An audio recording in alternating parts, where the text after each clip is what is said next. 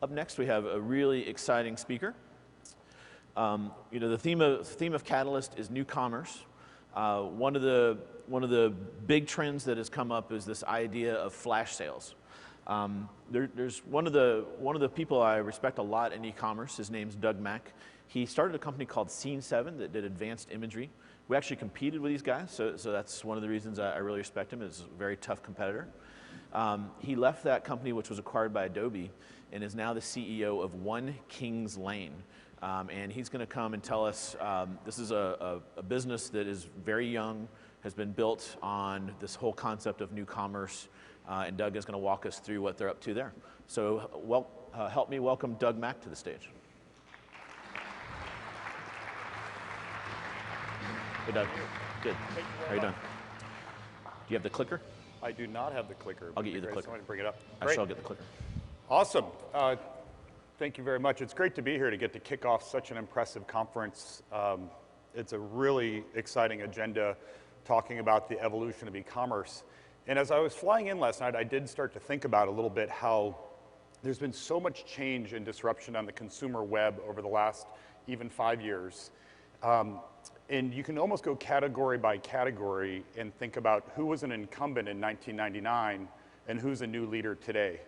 So the way that I spent my evening in Vegas last night is I did a bunch of Google searches, looking at who were some of the web category leaders back then versus now, and the results were eye-opening. So here's my crib notes from the searches. So in 1999, the #1 content and media site on the web or property was AOL. And as you can imagine now, they're no longer #1. Twitter is probably the top at the #8 property in 2012.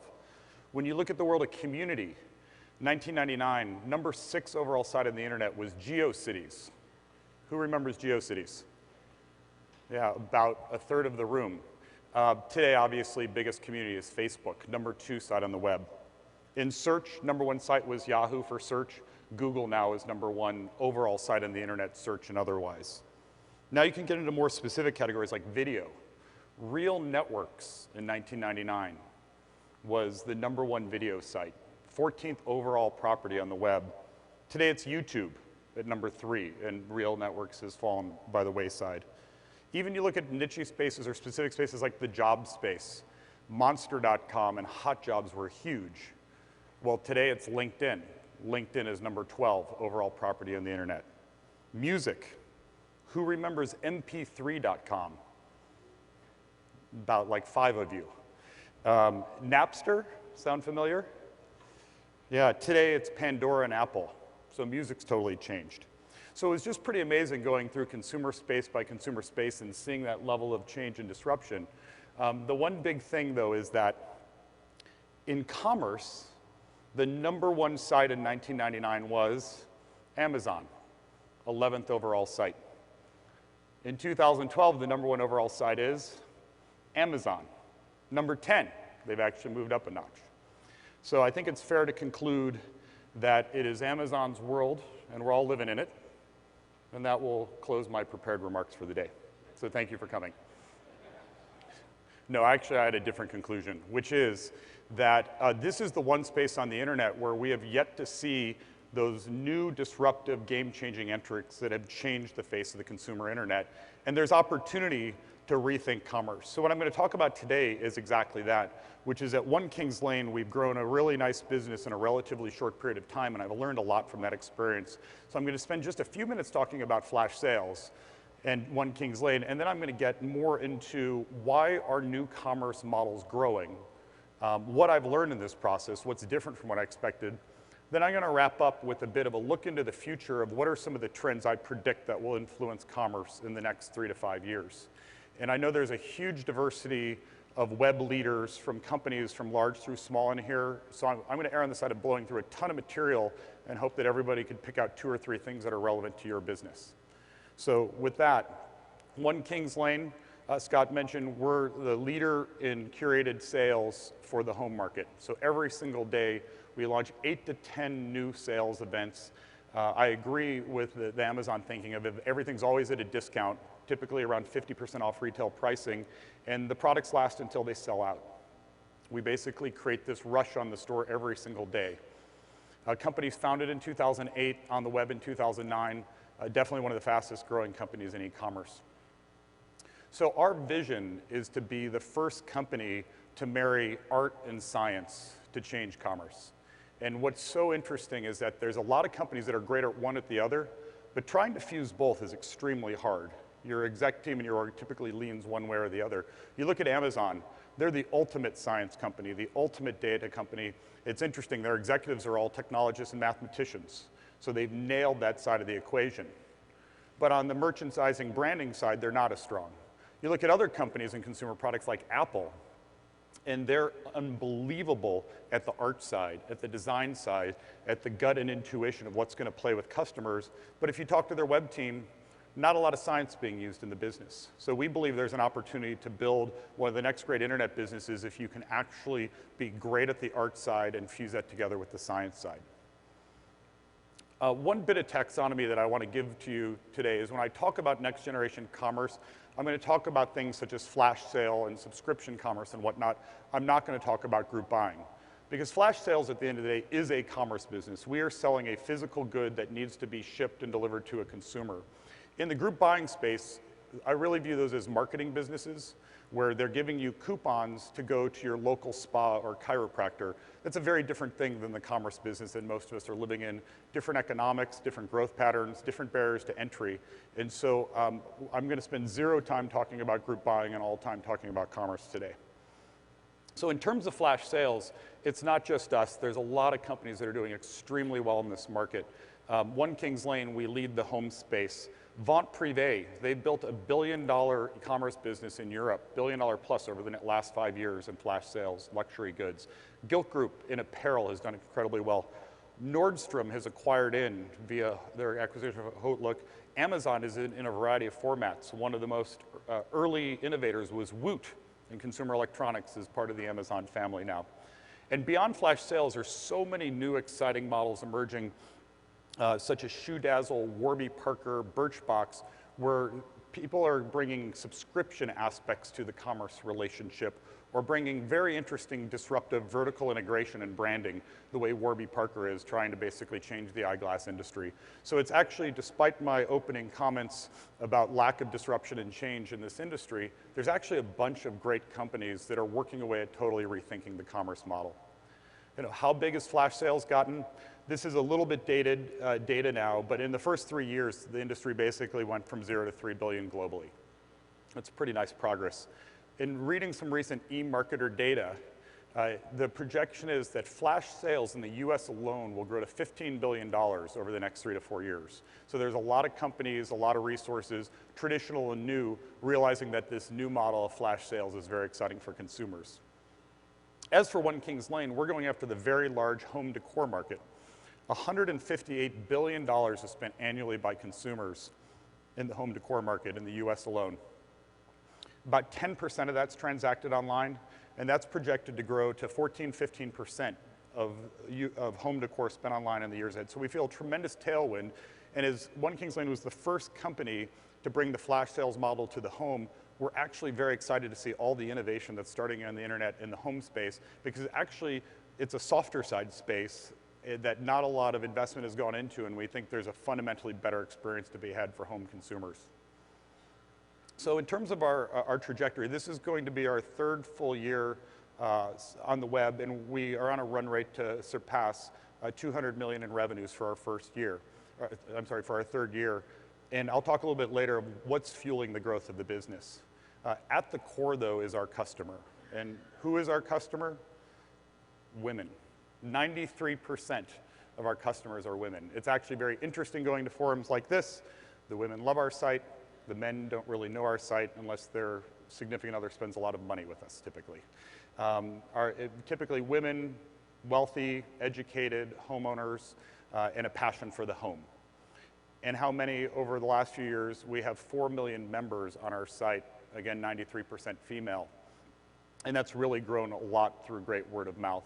The way our site works is not just anyone can shop. If you haven't come before, you need to sign up, provide your email, and establish a daily relationship with us. So there's a little bit of an initial wall that you have to jump over to be a member.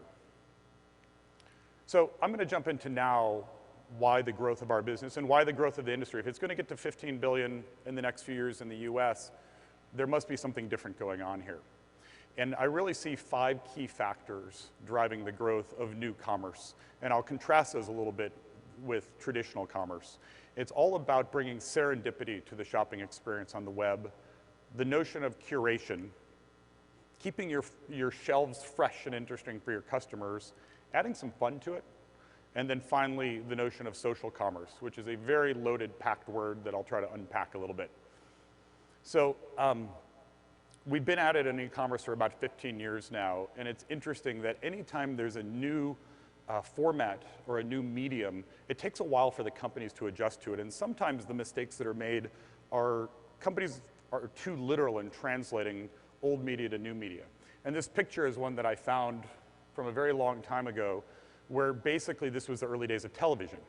So the dominant media before television was radio. And what people did on radio is they read stuff over the air.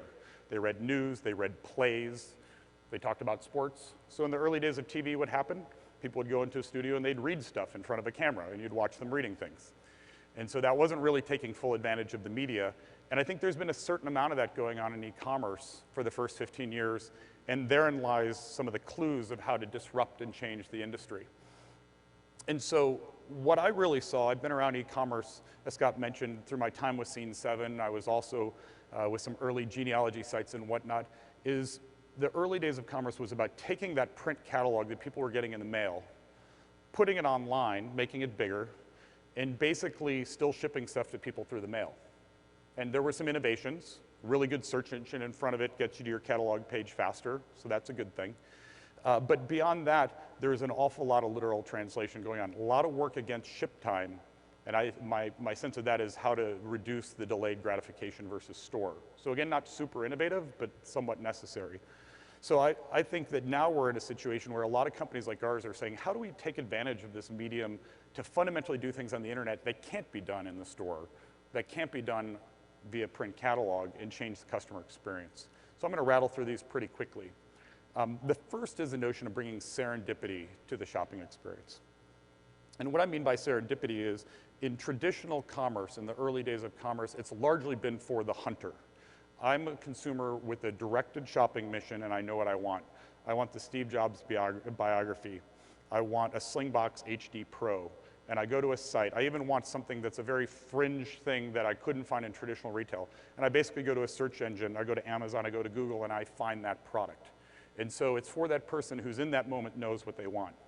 However, it's not as good for the person who shops through serendipity, kind of the fun of retail, such as the anthropology shopper who goes into a store looking for a vintage dress and stumbles upon a really great plush teddy bear or a mug with her initial on it and starts to go, you know what, I didn't come in looking for these products, but these products found me.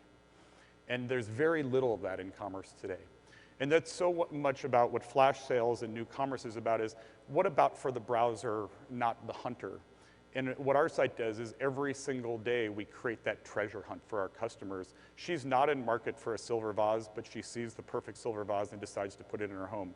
She's not in market for a piece of contemporary art, but then she looks on the wall in her living room and realizes it's bare and go, you know what, I actually could use a piece of art. And so from my view, bringing serendipity is part of the growth. And what the exciting thing is for e-commerce is it's not cannibalistic. It's a whole new shopping mindset that can actually grow the percent of commerce that's transacted online versus offline. So huge opportunity here. So this is a screenshot from our site. If for those who haven't been, you've probably run into this already. You need to join. We will promise you great pricing if you join. We will quickly tell you how the site works. Things go fast. Every day at 8 a.m. we launch new sales. They're there till they're gone. And typically 50% of what we put up sells out before 72 hours. New sales daily. So if you don't see something you like today, come back tomorrow. It's a new store. And then check your inbox. This is our nice way of warning you when you sign up. You will be getting an email every day, so you're not surprised as they show up.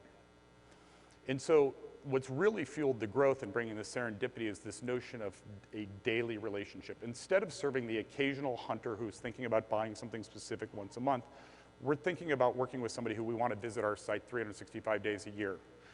And the key metric in our business, it's been the kind of the stickiest metric all the way through, has been no matter how fast we grow and how many new members we add, 75% of our revenues in any month are delivered by our repeat shoppers. So you're going to have a very healthy growing business if your repeaters are continually coming back. So that's number one, serendipity. Number two is the notion of curation versus massive breadth. And I do agree Amazon's done a great job with fulfillment, with pricing, with selection. And I think in the early days of commerce, it's been all about massive selection. In fact, Amazon set the mold with this by proclaiming they were going to be the largest store on earth. And many companies followed in that mission, in that path.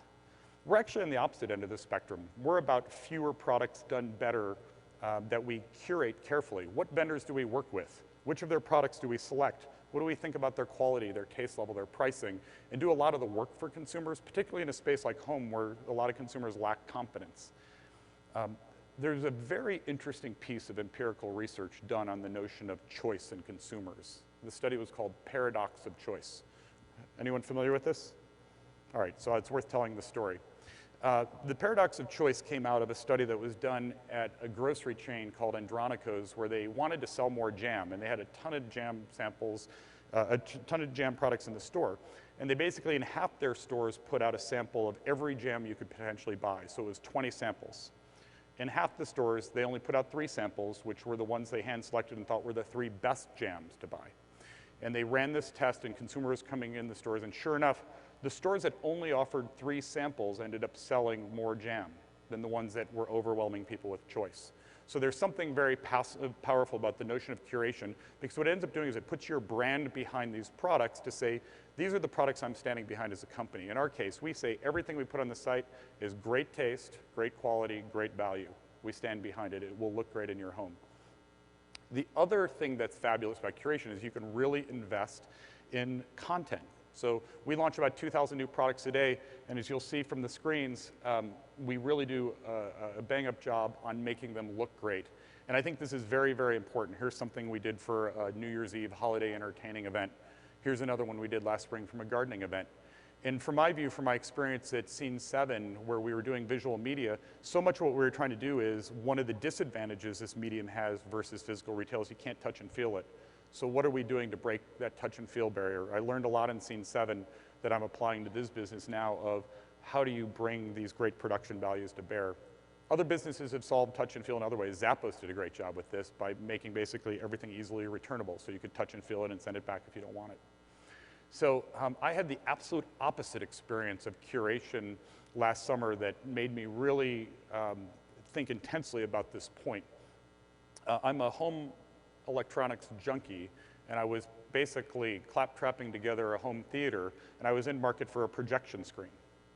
And I found this site on the web that basically is the world's largest store for projection screens, and I went through and I entered a bunch of criteria, and after entering everything I knew about projection screens, which was not a lot, it had narrowed it down to 2,108 remaining screens I could pick from.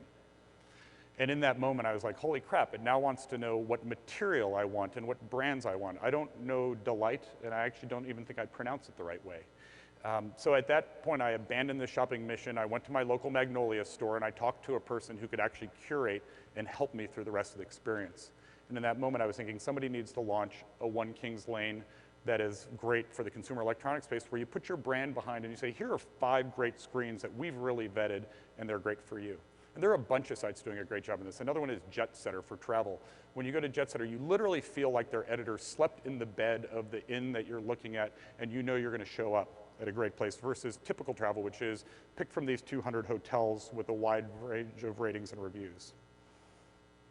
Number 3, and this is one that every day strikes me a bit more, is the notion of continually fresh shelves versus occasional product rotations.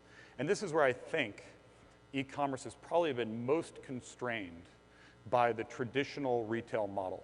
In traditional retail, you update your planogram 4 times a year, 6 times a year, maybe seasonally, maybe around a new product launch. You send out your print catalog maybe once a month, once every other month.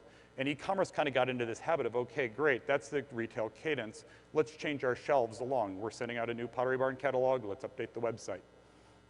So something that can be uniquely done on the web that can't be done offline is you can actually change your shelves every day. And this is not easy, but it's incredibly exciting for consumers. You have to remember, we're not working in a vacuum as an industry in e-commerce. We're working in an ecosystem where consumers are learning new behaviors. Every single time you go to Facebook, it's a new site. Every time you go to Twitter, it's a new site. If you come back to the same e-commerce sites 5 times in a month and it's the same site, that's really stale and boring. So consumers love the continually fresh shelves. And it's actually something we can do in e-commerce that you simply can't do offline. You cannot mail out a print catalog every day. There are no economics in that. You can't change your store planogram that often. So what's really been exciting at One Kings Lane is figuring out how to do this and how to do this at scale. And one thing that I'll share is this is not for the faint of heart. This is extremely hard. If you're a traditional retailer and you're thinking about doing this, you've trained your merchants and your creative team as marathoners. You're now going to ask them to be sprinters. That may or may not be possible. So one thing we've had to do is build from the ground up is systems, process, methods, and talent who can handle this daily sprint. It's not unlike Agile in the software development process. We have Agile for merchandising. And it's a big deal and consumers love it. The next is the notion of bringing some fun and urgency. And in traditional commerce, there hasn't been a lot of fun and urgency. There's been an insane amount of convenience.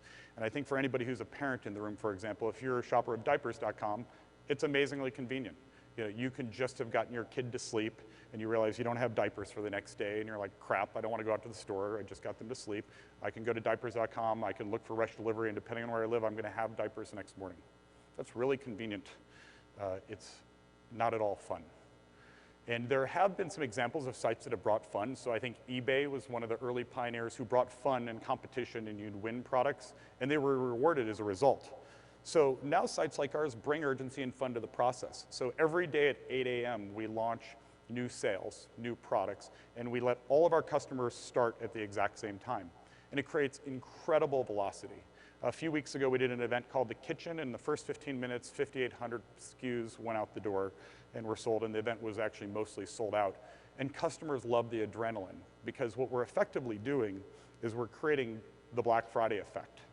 But we're doing it 365 days a year, which is really something else. And it's actually very interesting. Every time we get to Black Friday, real Black Friday, people are like, oh, you excited about Black Friday? I'm like, no, I hate Black Friday. Why?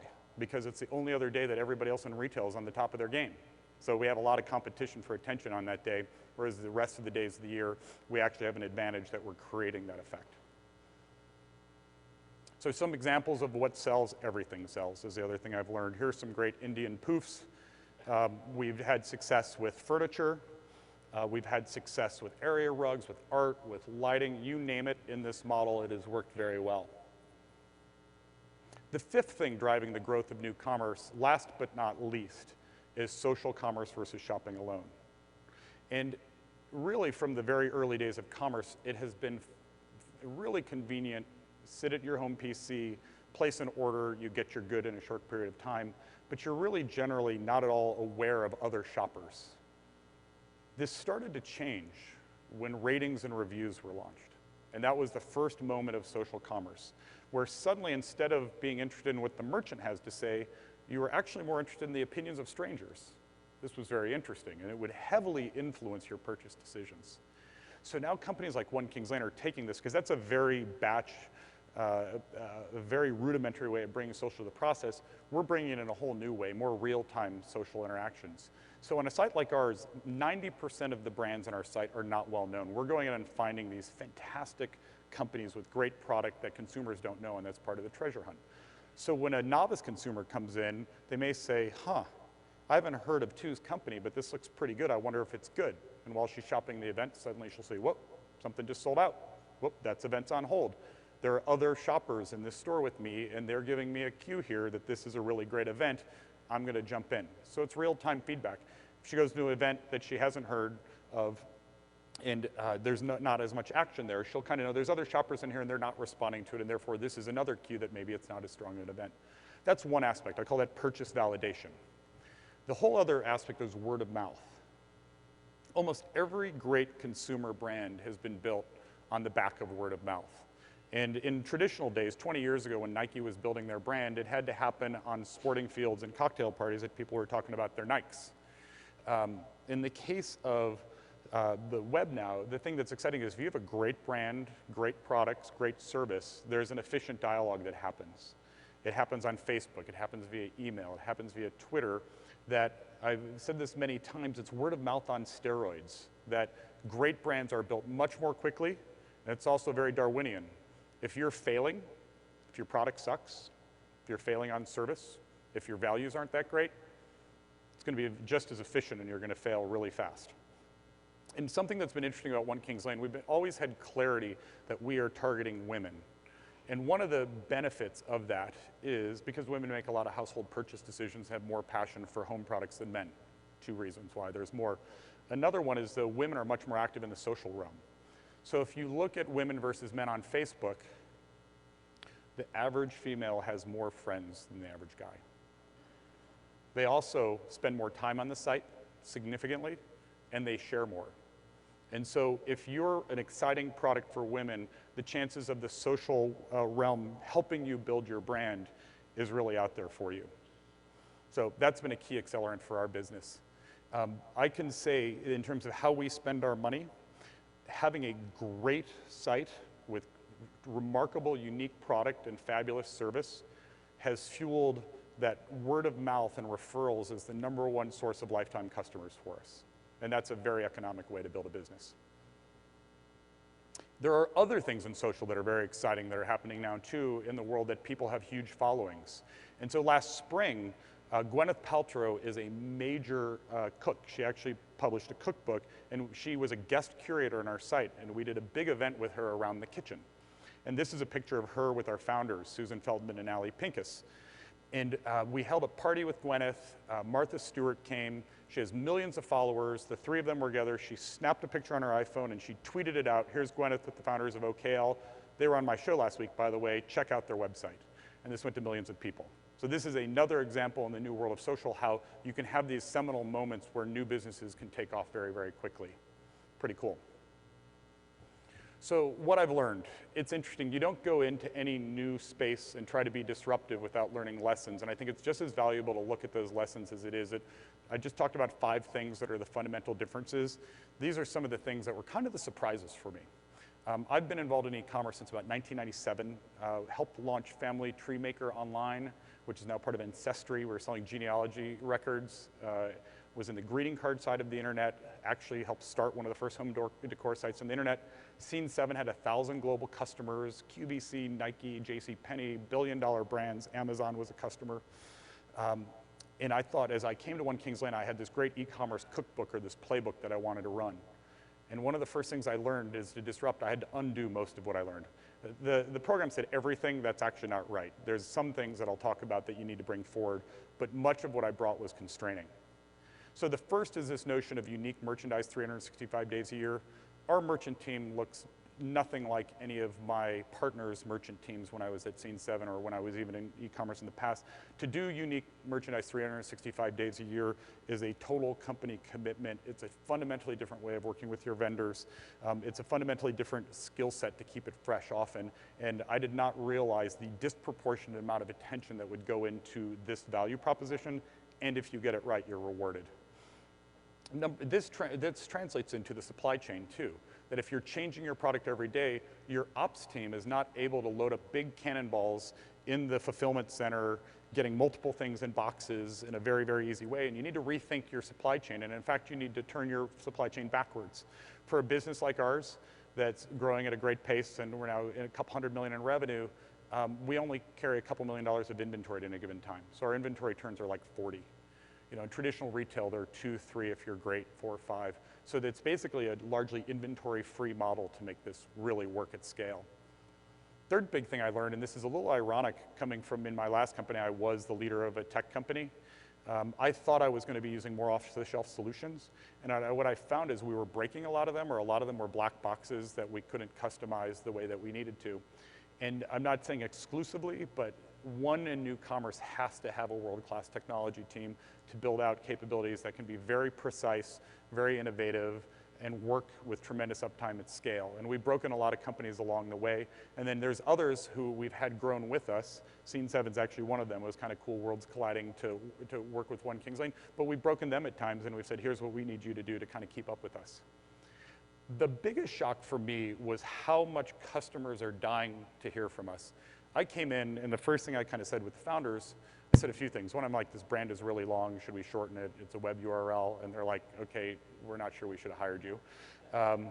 Then the second thing was, we can't send emails out every day. This is going to really burn people out. And they're like, let's spend some time. And we actually, in a very Amazon way, we really looked at the data. And we saw the engagement with the emails, and it was unbelievable. And then we actually had an accidental litmus test on how important the emails were. We actually broke an email provider, so we moved to a new one. And as we did that, we had to rewarm the ISP network. We couldn't send all our emails out to all of our customers on day one with a new email company. We had to kind of ramp it up. So on day one, we only sent emails to half our list, and the other half of the list didn't get it. So traditionally in our customer service center, much like you, our number one call tends to be, where is my order? Wizmo. During this warm-up, the number one call to our customer service center was, where is my email? And I found that shocking that we had customers calling us to complain they weren't getting emails from us. And that's when I realized this business was very, very different. This is an actual customer email that we got. Hi, can you put me back on your email list? For some reason, I'm not getting any more emails from you. This has been going on for about 2 weeks. Thanks, I love your website. That's when I realized you have to abandon some of the assumptions you have if you're totally rethinking the way you're approaching commerce. The other thing that was interesting is how next generation commerce, it's about the sales, but it's also about the marketing benefits for our vendors. So we totally rethink of how we work with our vendors. We work with a couple of thousand vendors, designers, and the like. We've looked at millions of products, and we can sell a lot of products very, very quickly for our vendors. And that's very exciting for them, particularly when we bring them back on a relatively routine basis. But what we actually see is that the marketing benefits for our vendors is much higher with us than their other partners because they get their moment in the spotlight. They're in the email subject line, they're in the daily newsletter, they're front and center on the homepage, they have that epic creative put behind them. And what ends up happening is when a vendor runs on One Kings Lane, the Google searches on their brand go up 5 to 10 times during the period that they're on our site. So it fundamentally raises the brand interest in this very highly qualified and targeted way. And why is that? Scale of audience. So when you look in the home market, there's a lot of great ways to advertise. Martha Stewart's Empire, her magazine and the like, Apartment Therapy on the web, Elle Decor. These are advertising vehicles that have been around for 20 years. But in just a few years, we've got a much larger audience that we can bring to bear for our vendors. And that causes a very different vendor-seller relationship, and it's exciting. All right, so last up, where is commerce going? You know, no one can really predict the future, but I've tried to distill out a few things of, I hope it was helpful to think about the contrast between the first era of commerce and how new commerce companies are growing. These hopefully are generally applicable to a lot of folks in the room. So kind of the first key trend that I see is some fundamentals will never change. So this is the thing you should not forget. Winners will always deliver a superior merchandise value proposition, genuine commitment to service, and a blazing fast site. If you don't get these three things right, all the rest of the stuff is window dressing. And in superior merchandise, it may be unique, it may be better pricing. You need to figure out what is it about your merchandise value proposition that's better than anybody else on the web. And so this is the foundation of any commerce strategy looking back or looking forward. And again, we learn these things through the science side of our business, data and experimentation. When we do things to speed up our site, it can have as big of an impact as when we do things like put the epic creative behind a sale on a given day. And so this is the foundation of the pyramid of all strategies into the future, traditional or disruptive. Number two is first movers will have great leverage. Being first, as I've learned, and you look at this in the case of somebody like Amazon, they were first and they have leveraged it into an unbelievable enterprise.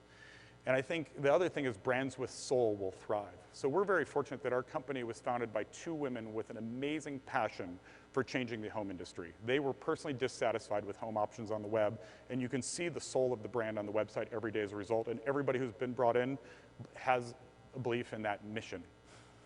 By contrast, there's a lot of new commerce businesses formed by two people graduating from business school saying, hey, look at new commerce, it's exciting. Let's go be the Guilt of X or the One Kings Lane of Y. And they're actually not that into it, but they actually think it's a cool business model. And I think that's very transparent to consumers. So we're seeing a flood of new concepts cropping up in commerce, which is exciting. But we're also seeing a flood of new Me Too and copycat concepts come up, which is a waste of time. Because at the end of the day, consumers only have so much attention for so many brands they're going to be loyal to. And on the web, everything is one click away. So if you are an 80% solution to one of the leaders, consumers will get that quickly, they will turn you off, and they will basically take the oxygen out of your system. You will not have audience. And so how this becomes actionable to you is if you were in commerce looking at some of the exciting new concepts, like one of the ones that's kind of driving me crazy right now, Shoe Dazzle, subscription commerce shoe business. Women love shoes. You get shoes every month. It's a very interesting business. The number of times I hear people who want to be the Shoe Dazzle of X and applying it to a category that just doesn't make sense, it's kind of nutty. So I think what's the key lesson learned on trend number 2 is in building your business, what are you going to be the first mover on? What are you going to do that's different? If you're in the apparel business and you're like, hey, Gilt's putting a world of hurt on us, we're just going to go compete with Gilt head on, you will always be number 2 to Gilt in apparel with that strategy. You need to think about what's your blue ocean that you're going into that you will be first in. Trend number 3, focus wins in the next phase. This is something I feel very passionately about. When the first era of internet companies were formed, and I was right in the middle of it, it was a very different time. There wasn't nearly as much talent, know-how, technology off the shelf, et cetera, et cetera. Capital, tons of capital sloshing around these days. So there were Amazons that were born, there were eBays that were born that could be great across a lot of different categories. I feel like, theme I talk about in my company, greed is not good. Whatever Michael Douglas said in Wall Street, I disagree. Focus wins. And that I'm actually seeing with a lot of the new era commerce players overexpansion. I think you have to be great at something first before you spread yourselves too thin. So that could mean doing too many verticals. That could mean too many geographies. That could mean I'm seeing new business models being launched that I don't know how well thought through are. And then the question is, what's your core? And so I don't think there will be a new Amazon invented in this phase of the internet. And I see companies kind of proclaim, hey, we're going to be the next Amazon. And I almost want to go in the comments section and say, no, you're not, because that was a once-in-a-lifetime opportunity to build a horizontal company. And so what's the formula in trend 3 to win in the next phase? Be a category killer. Be great at something first. In our case, we're looking to be the best in home on the web. Be thoughtful about your expansion. So I'm not saying don't expand, but it better be very adjacent and congruent. So in our case, we launched the flash sales business with new branded product from vendors every day. What we found from our customers is they're saying, you know what? We love vintage product too. It doesn't have to be new. It can be vintage, one-of-a-kind antique. So we launched an entire marketplace dedicated to vintage and antique product that is totally congruent in the minds of our customer and actually makes the whole experience better. So that wasn't dramatic expansion, it was thoughtful expansion. We did not decide to say, hey, we're in home, let's now add flash sales for pets. Wouldn't make sense. And then finally, profitable unit economics. And I think one great value of experience of living through the dot-com boom and then the bust was there was a lot of language back there around eyeballs and traffic and just focusing on things like revenue ramp and public offerings that I'm hearing a little bit too much of that again today, I think, in the industry, where at the end of the day, every business needs to be built from day one with profitable unit economics. And what I mean by that is, how much does it cost you to acquire a new customer, paying customer, not a member, but somebody who's paying you? And then how much margin do you generate from that relationship over X period of time? And is that an acceptable period of time? And I would suspect if you look into a certain amount of new commerce concepts, that some of those businesses do not have profitable unit economics, and therefore the writing would be on the wall that they will never be successful. So I think this is the absolute formula. Category killer, thoughtful expansion, profitable unit economics, build the next winners. So a little detour. How to win in Risk. Who here has played the game of Risk? Okay, enough for you to belabor the point a little bit then. I used to play the game of Risk against my sister constantly. I wish she were here. I have family bragging rights. The way the game of Risk works is there's a map of the world and various continents. And you get a number of pieces, troops each turn, that you get to put on the continents. And the way you try to win is if you basically have pieces on all the countries within a continent for that turn, you will get an increased troop count the next turn. So then you're getting an advantage. And so what my sister always did is she went for Asia. Asia is the hardest one to take. It's got the most territories. You can be attacked from 6 or 7 different other countries, and you'd spread your resources, your troops very, very thin. And invariably, I've never seen anybody win without incredible luck of the dice by trying to go after Asia, because you always think you have it, and then some person from some angle takes you out of one country, and you don't own it, and therefore you don't get the extra troops. So what's a winning strategy? Start in South America. 4 countries, 2 attack points. You don't get a ton of extra troops for doing this, but it's very easy to be focused. And actually, by having your pieces across South America, you will get 25% increase in the number of troops you get in the next turn. Now think about logical expansion. So that's focus. Logical expansion is, if you then move to Africa, it's adjacent, and by going there, you actually only increase the number of attack points from competition by 2. And once you're at that point, you're actually getting 100% more troops in your competition. So that's profitable unit economics. That's your cash flow. By being very focused, by logically expanding to adjacency, and once you have those profitable unit economics, the cash flow, you can make a big move like North America. And what was big about this, though, is you could go to North America, for those who know the game, from South America, and you only expand your attack point by 1. So it's a really, really smart move to make. And in that case, what typically happened at this point, once you've done this 3-part thing, is your sibling would take the board, throw it up in the air, and all the pieces would go flying, which was not the kindest way to concede. But it's a game that it's like chess. There's a lot of frustration when you're getting beaten down. So metaphor for new commerce. Thank you for humoring me. I play Risk with my kids now, so it struck me when I was playing with them a couple weeks ago and they were trying to take Asia again. I'm like, don't do it.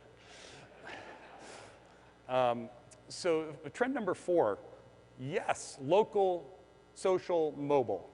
That is absolutely right. That is on the agenda. You're going to hear about this constantly for the next couple of days, but not necessarily in that order. When people talk about local, social, mobile, they're talking about the consumer internet. It's our job to boil it down and say, what of this is applicable to e-commerce? And they're not equally applicable. And there's also a lot of hype around this. So first, local, very interesting, very specific. So local is extremely applicable for certain businesses. Like, I think there'll be a total reinvention of Craigslist in the next days by people who do a fundamentally better job with local commerce of attaching people in like communities to be able to exchange used products.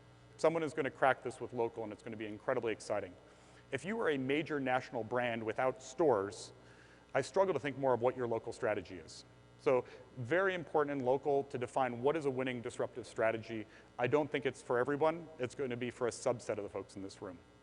Social commerce. First thing, best phrase in the world for raising money. There are a lot of companies that raise money, hey, we're in social commerce, and it doesn't even really mean anything unless you unpack it a bit. And so I remember a couple years ago at One Kings Lane, we were sitting around talking about our Facebook strategy like everyone was. And our team was looking to do some things to really ramp out our fan base. And I was like, wait a second, we've got all these members who are coming to our site every day. If I basically transport those members into my Facebook fan club, am I not just putting them in a region where my competition can do fabulous micro-targeting to market to my customers? So I'm struggling to think about what's good about that for me. I said, instead, why don't we crack the code on Facebook advertising? So instead of spending as much money as we do with Google or actually complementing it, why don't we look at this as an arbitrage opportunity while everyone's building fan clubs? Let's go advertise to their fan clubs. So Facebook, I don't know too many e-commerce companies who would say their Facebook social strategy has changed their business. This is not gaming.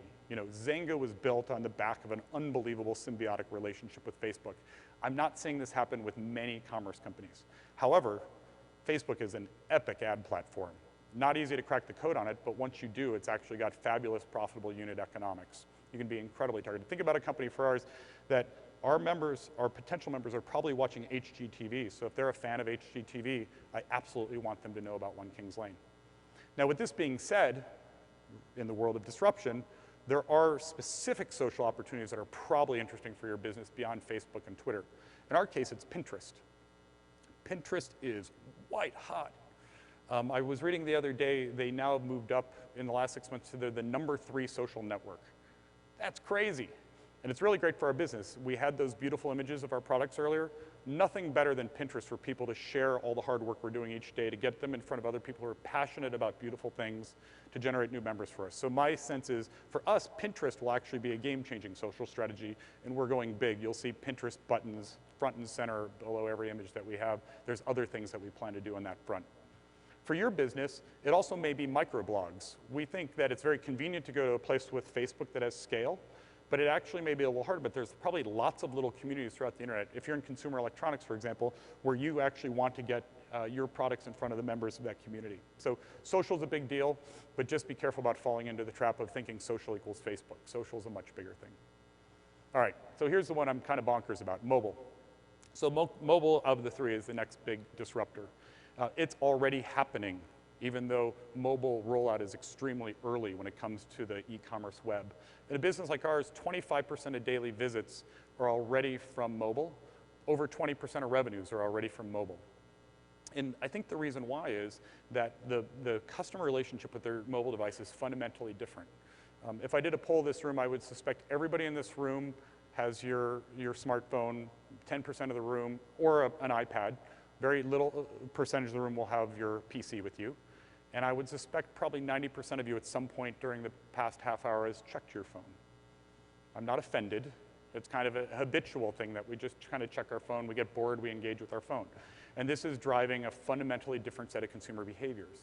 But think about this. We're still in, I think, elementary school when it comes to smartphones. You know, when you look at, I'm the proud owner of an Android device right now, it's amazing, but the battery lasts like 2 hours. You know, that's not very good. When I look at the rollout of 4G, if you have that, that's a fundamentally different level of bandwidth that will change the game. And these devices, these speeds, processing will only get better. More people will have them, not to mention the tablet side of the world where tons of innovation is going to go on. And that's the infrastructure we're all dependent on. We're actually not doing that great of a job as an industry on the mobile experiences that we're delivering. So people are suffering through substandard mobile experiences and buying from us for the most part. Yeah, we probably have an iPhone app that's pretty good. Is it like radical? Is it reinventing the experience? No, it's just an efficient shopping experience. So when you look at the merger of infrastructure, consumer behavior, this like addicted Twitch behavior, and us as e-commerce companies all coming together, it's going to be incredibly explosive.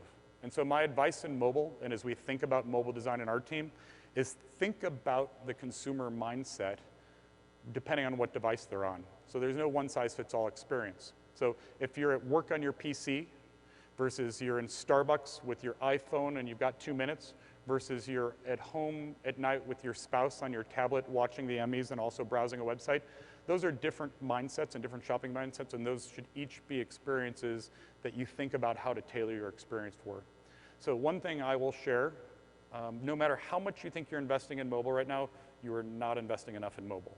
I also think when I read that initial list of all the great companies that were here before us and all the companies that are here now, mobile will be the thing that some of the disruptors come along and take some of the incumbents by surprise.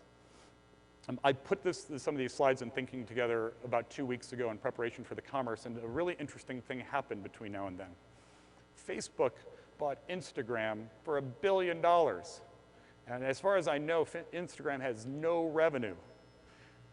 And Scene 7, a funny side story, I ended up selling it to Adobe. I joined Adobe. I got to run Photoshop for a team. I could almost feel the smoke coming out of the ears of my ex-Photoshop engineers being like, we could have built that in 20 minutes. How is it worth $1 billion? But they figured out the mobile side of things and ramped an audience very fast. And what I'm sure Facebook's thinking was, hey, we're worth $100 billion. These guys are potentially insanely disruptive to our photo sharing model. Let's get them while they're young, because they could really change the game when it comes to the photo side. And I think photos are one of the transformational things of Facebook. So that's outside of commerce, how much of a premium people are putting on mobile and the potential for mobile disruption. So whatever you're doing today, spend more on mobile. And I think that's almost a universally applicable statement. Number 5, this is going to be really exciting and really hard. Winners will learn to harness the power of big data. There have been a few companies who have been good at this for the first generation of commerce. You know, Amazon and Netflix are up there as far as the best. From there, there's a huge drop-off. And the opportunity now, particularly for sites like ours, we change our shelves every day. Our members come back every day. Every day is a science experiment to see which members respond to which products. And that's an incredible rich treasure trove of data to inform our entire execution of our strategy, both automated machine learning as well as people making better decisions. And this goes across our entire business system. How are we more relevant and precise in our marketing efforts? At the point that our email communications feel like content and not marketing to an individual customer, oh my God, I totally love mid-century modern product. When you have it, I can't hear enough about it. That's when we're really nailing it. Sourcing intelligence. I talked earlier, the foundation of any strategy is a fabulous merchandising strategy.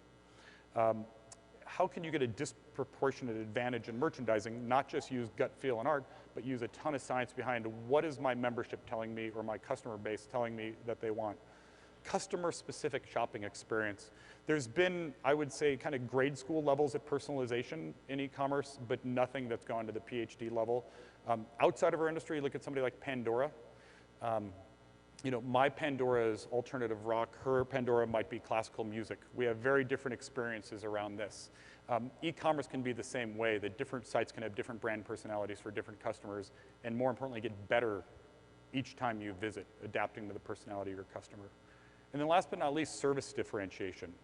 What am I learning about my vendors? What am I learning about my customers? Are my customer service people, call center, empowered with data that if somebody calls, is this person a VIP or is this person a return abuser? Return products, they return stuff too much. Would I give them the same level of service on this phone call? What are my parameters to work within? So I literally think big data and goes across the entire business system. And what's going to be exciting about this, much like the mobile thing, is there'll be lots of big incumbent retail companies who have legendary merchants at the top and are great at the art side, and they've come very far with that. And then they're going to see startups start to have a very high batting average. For some reason, their product always seems right. Their sales always seem growing. They seem disproportionately profitable. And that will because some companies are going to learn how to marry that great art side with an unbelievable amount of data. And that kind of comes back to our vision of what we're looking to do at One Kings Lane and be very disruptive as part of the e-commerce experience. So with that, thank you very much for your time today. I hope this was helpful. If you would like to follow One Kings Lane, we're at One Kings Lane. We're not going to have time for Q&A today. If you would like to have a real-time Q&A in the future over the next 24 hours, just tweet me at Doug Mack. I'll respond, and if anyone is interested in the Q&A, you can kind of watch the feed.